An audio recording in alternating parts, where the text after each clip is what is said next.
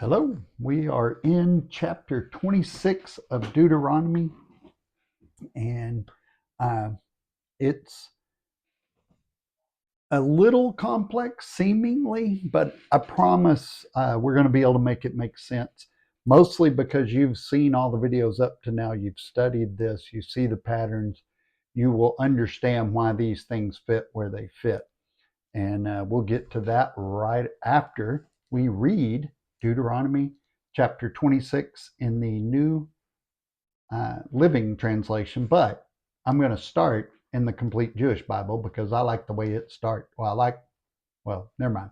So, verse 1 says, When you have come to the land Adonai your God is giving you as your inheritance, take possession of it and taken possession of it and settled there, you are to take the first fruits of all the crops the ground yields, which you will harvest from your land that Adonai your God is giving you, put them in a basket, and go to the place where Adonai your God will choose to have his name live. This is the New Living Translation. When you enter the land the Lord your God is giving you as a special possession, and you have conquered it and settled there, put some of the first produce from each crop you harvest into a basket and bring it to the designated place of worship, the place the Lord your God chooses for his name to be honored. And the reason that's important because it says put some of the first produce instead of the first fruits from the first fruits festival that he talked about. So if you didn't know that and you only read the English version, you wouldn't know those two had any relation, or they're basically the same. They are the same thing. They're just using different words to take more of that Jewishness out of the Bible and to disconnect it from the law. So let's jump into verse 3. Go to the priest in charge at that time and say to him, With this gift I acknowledge to the Lord your God that I have entered the land he swore to our ancestors he would give us. The priest will then take the basket from your hand and set it before the altar of the Lord your God. You must then say in the presence of the Lord your God, My ancestor Jacob was a wandering Aramaean who went to live as a foreigner in Egypt. His mother arrived few in number. His family, I don't know where I got mother from. His family arrived few in number, but in Egypt they became a large and mighty nation. When the Egyptians oppressed and humiliated us by making us slaves, we cried out to the Lord, the God of our ancestors. He heard our cries and saw our hardship, toil, and oppression. So the Lord brought us out of Egypt with a strong hand and a powerful arm, with overwhelming terror and with miraculous signs and wonders. He brought us to this place and gave us this land flowing with milk and honey. And that's just an idiom for, prosperous. It's a fertile place. It's a great place. So, and now, O Lord, I have brought you to the first portion of the harvest you have given me from the ground. Then place the produce before the Lord your God and bow to the ground and worship before him. So notice too, it says the first portion, not first fruits, even though literally in the Hebrew it says first fruits, but it's separating the harvest festivals with Christianity, so to speak, English. So afterward, you may go and celebrate because of all the good things the Lord your God has given to you and your household. Remember to include the Levites and the foreigners living among you in the celebration. So remember, this was already a celebration. Like once you went to do the first fruits festival, you were to celebrate. We learned all of this by studying the law. But when it's said like that, hey, after you're done with this kind of ritual, this requirement, then you can go have fun. And instead of pointing out that the whole festival, and the people reading this would have been thinking first fruits festival, they wouldn't have thought, oh, we get to have a party afterwards. The whole thing's a party. The whole thing's a celebration. So every third year, you must offer a special tithe of your crops. And this year of the special tithes, you must give your tithes to the Levites, foreigners, orphans, and widows, so that they will have enough to eat in your towns. And remember, we studied that too. So then you must declare in the presence of the Lord your God, I have taken the sacred gift from my house and given it to the Levites, foreigners, orphans, and widows, just as you commanded me. I have not violated or forgotten any of your commands. So these are commands, these are laws. But when we word it like that, we make it sound like we did everything we're supposed to do instead of using the words that God said use and doing it the way God said do it. We kind of leave that part up to our discretion, and God did not do that. So I have not eaten any of it while in mourning. I have not handled any of it while I was ceremonially unclean, and I have not offered any of it to the dead. I have obeyed the Lord my God and have done everything you commanded me earlier in an earlier chapter in the law. So now look down from your holy dwelling place in heaven and bless your people Israel and the land you swore to our ancestors to give us, a land flowing with milk and honey. And over in the complete Jewish version, it says, "You are to say in the presence of Adonai your God, I have rid my house of the things set aside for God and given them to the Levites, the foreigner, the orphan, and the widow, in keeping with every one of your mitzvot you gave me, every one of your commands. So I haven't eaten any of this food when mourning. I haven't put any of it aside when unclean, nor have I given any of it for the dead. I have listened to what Adonai my God has said, and I have done everything you ordered me to do." So remember, if you're reading this and you didn't study the earlier Torah, you're like, what does that mean for the dead? You wouldn't have known about those tunnels and how they would send food down to them. So today, the Lord has commanded you to obey all these decrees and regulations. So be careful to obey them wholeheartedly. I don't know why we think we don't have to do any of this, but you have declared today that the Lord is your God, and you have promised to walk in his ways and obey his decrees, commands, and regulations, and to do everything he tells you. The Lord has declared today that you are his people, his own special treasure, just as he promised that you must obey all his commands. And if you do, he will set you high above all the other nations he has made. Then you will receive praise, honor, and renown. You will be a nation that is holy to the Lord your God, just as he promised. And the complete Jewish Bible, and I think this matters, it says, and that he will raise you high above all the nations he has made in praise, reputation, and glory, and that, as he said, you will be a holy people for Adonai, our God, your God. So what he's saying is, when we change that to nation, then we make it sound like this is just Israel. But anyone that is a part of the covenants of Israel is part of Israel spiritually. We've studied that. So let's break some of this down. What does it mean? So this is really a section that is called about true religion, doing things the way God wants them done. So there's a warning of disasters if they fail to follow the covenant of Moses. And covenant renewal ceremonies were to ensure that the people understood that, and they're going to do those. So chapters 26 through 30 really go into a lot of deeper mysteries. So we need to get comfortable with not understanding or not seeing his purpose yet. I talk a lot about my 7-year-old grandson, and he doesn't like me saying, I don't know. But there are things that I don't know. Now, granted, sometimes I just make it up, but I don't want to do that with the Bible. There are mysteries that are mysteries, and we just have to deal with it. Some things God didn't want us to know yet for whatever reason, and we got to be okay with that part too. So we find declarations that each worshiper is to recite when bringing their first fruits to the tabernacle.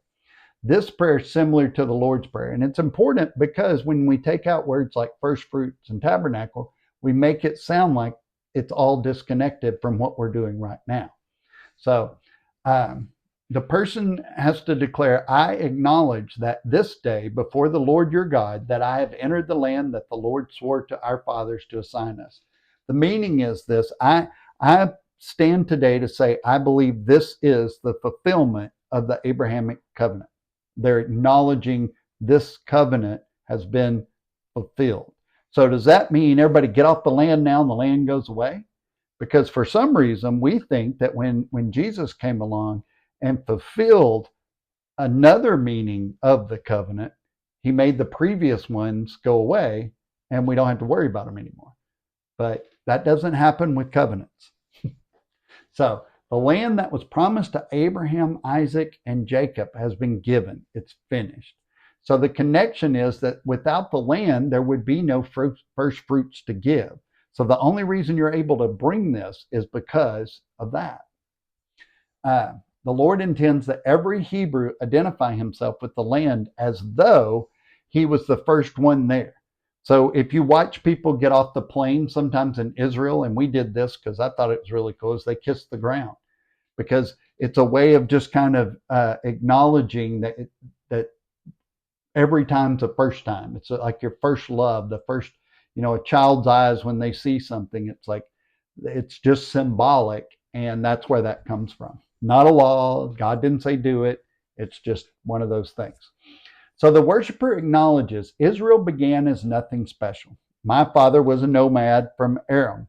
So each Israelite declares their association to the patriarchs who were from Aram, A-R-A-M, or Aram.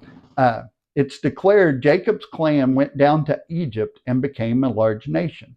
So the Lord rescued Israel. God moved Israel to the land he had set aside. And since God owns all things and created all things that grow in the promised land, they're God's property. So that's why he says, don't steal God's property. The festive meal eaten near the sanctuary is required. So when we read the English version that says, then afterwards go out and have a meal with people, it's actually part of the law. It's a requirement to have a meal and have fun with all these people. So the Levites were invited, even the Gur, the foreigners, the Gentiles, they were invited because it helps Israel remember the experience of being a foreigner, being new. I talk a lot, businesses and churches, about you need that new person's perspective, because you forgot what it's like to be in church for the first time. Some of us started church when we were like 2-3 years old. We don't remember going to a church for the first time. That's important. I don't know why I say that's important. Everything's important, right? No, not really. Just God's word. But one of these instructions is that after they enter the promised land, a declaration by each Israelite that his own identity is in Israel's redemption history. So part of that kissing the ground is to identify with this. I'm part of this history, and it matters to me. I follow the God of Israel. I don't follow the American God or some other God. It's the God of Israel. So there are only a few places in Torah where the individual is really highlighted. Each Israelite must identify, though, in this situation, his identification with the God of Israel. So, and the redemption that Jehovah has given. And so that's why, I can't accept Christ for other people. Each one of us has to identify as a follower of Jesus the Christ, the Messiah, the Son of the God of Israel. That's why. So later when let's hear. So later when the apostles were out teaching, Paul argued that the messianic community of believers, they should support them, because this was not instead of the temple, this was in addition to their normal temple offering.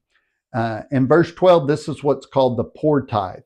So every third year, a Hebrew's tithe was set aside in the local village, so to restock the warehouses for the poor and the needy. And it just kind of became known as the poor tithe. This is when you tithe basically for the poor. The Israelites eventually kind of got tired of doing this and obeying God in their financial life, and so they modified the regulation. The temple didn't like losing money every third year, because you wouldn't take it to the temple, you would take it to your local warehouse, and also not controlling the giving to the poor. So about a century before Yeshua, a high priest named John Hyrcanus, he was an illegitimate high priest, but he declared that the poor tithe was abolished. So the modern church followed this decree, basically. Members' tithe and offerings all come to the local church, and then leadership decides how to spend them. And I've said that for years, and I'm not sure I feel that way anymore. That we should give to the local church, absolutely 100%. But I don't think all our tithes and offerings should go to the local church. Some you should give directly to needs that you see. So that's how I feel now. Having read the Torah and really studied it, God convicted me that I was wrong on that one. So I've reversed. So when giving the poor tithe, the worshiper is to make a declaration that to the Lord like a vow. That he states that he's held nothing back. And that's really important, because when we give to God, be it a tithe or an offering or to the poor, whatever it is you do, make sure you're not holding anything back. Give your whole heart and ask God to search your heart. If I don't think I've holding anything back, but if I am, check me, search me, tell me, show me. So this is about the danger of dealing with God's holy property too. Those who misuse his holy property usually suffer death. So part of the reason for this vow is with the poor tithe, a lot could be done in secret. We could give our worst clothing away or our worst produce away. Some would give less than their best, good enough. It's good enough for the Salvation Army, or it's good enough for a homeless, and he knew he was given the least value. So God was saying, hey, when you do it, make a vow to me that this really is your best. Now, I'm going to know. I just want to see if you're being honest with yourself. So, like I said, it also included him saying he didn't handle it while he was unclean, because he has not defiled it. That's why he says that. So none of the produce was given to dead people either. And like I said, you wouldn't know that if you didn't study with us, that grave sites were usually included a tunnel or a hole that they could contact the dead, give them food and stuff like that. This was pure superstition. They learned this in pagan religions. But contact with the gravesite would have defiled the worshiper. So what he was saying really is, I haven't been near any grave sites. So Moses says that the key to pleasing God is to follow his rules with all your heart and soul. So if you've ever asked or heard somebody say, I just wished I knew how to please God, it's loving him with all your heart and soul. And that means obeying him. That's what he considers love. It's not a feeling, it's an action. Obey. So this reminds us of the great commandment that supports all the other commandments, to love the Lord your God with all your heart, with all your soul, and with all your strength. Again, quoting Deuteronomy. So submit to the direction of the Lord at all times. That's basically what that's saying. Verses 17, 18, and 19 demonstrate the nature of the covenant relationship between Israel and Jehovah by the Mosaic covenant. And these verses finalize the terms. This is the wrap up, the signature day, Then a summary of what each side has agreed to. So I think we tell people it's easy to follow God when we mean it's easy to accept Christ. It's not easy to follow God. It's easy to accept Christ and start, but it's like a marathon. Every marathon, every race is easy to start. It's the race part of it that's hard. The starting point, anybody can do that. It's running the race. That's what God wants us to do. And only when we focus, when we follow God in our heart, when our relationship with him is the focus of our life, in love and submission, then, after redemption, doing the commandments has value. It helps us. Only then. When our heart's dedicated to God and our mind, and we want to submit to him, and then we accept the redemption he provides through his son, Jesus Christ, then we can do the commandments. So if you struggle with that, ask yourself, have I totally submitted to him? If he's given me something to do or not do, am I doing it? That's it. That's all you got to ask yourself. And if not, ask him to show you. Ask him to help you. So before the law, the Torah, was given, Israel was redeemed out of Egypt. So God didn't say, here, let me give you the law, and then we'll see how you do. He said, once I redeemed you and saved you, show me your gratitude by following my way of living. So the pattern is redemption and then obedience to the commandments. There's nothing else to be obedient to other than God's law. That's what he says. So it was that way in the Old Testament, and it remains that way today. Yes, accepting Jesus Christ determines whether you spend eternity with God. But obeying God determines whether you're living for him now. What are you doing with your life? What are you doing with the redemption? That's what he was teaching in the desert. I redeemed you. What are you going to do with it? Well, we're just going to wander around and complain. We're going to do our best rather than just live for you. And 40 years, they walked in circles. Think about it. God bless. Share this with a friend, because people like other people that are cool enough to share videos about Deuteronomy. It'll make you popular. Love God, love people, and change the world.